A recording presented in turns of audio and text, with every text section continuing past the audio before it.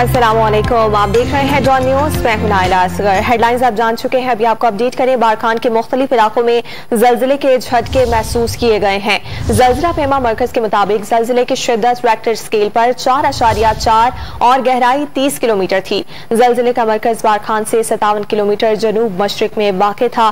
बारखान में जल्जिले के झटके महसूस किए गए हैं और मुख्तलिफ इलाकों में जल्जिले के बाइस गहराई 4.4 और गहराई 30 किलोमीटर थी। जल्जिले का मरकज बारखान से 57 किलोमीटर जनूब में वाक़ था। बारखान के मुख्तलिफ इलाके ऐसे हैं जहां पर जल्जिले के झटके महसूस किए गए हैं।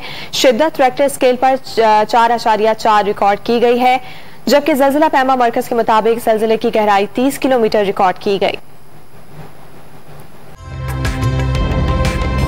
ताज़ा तरीन वीडियोस के लिए हमारा YouTube चैनल सब्सक्राइब करके बेल आइकन प्रेस करिए ताकि आपको मिले हर अपडेट सबसे पहले।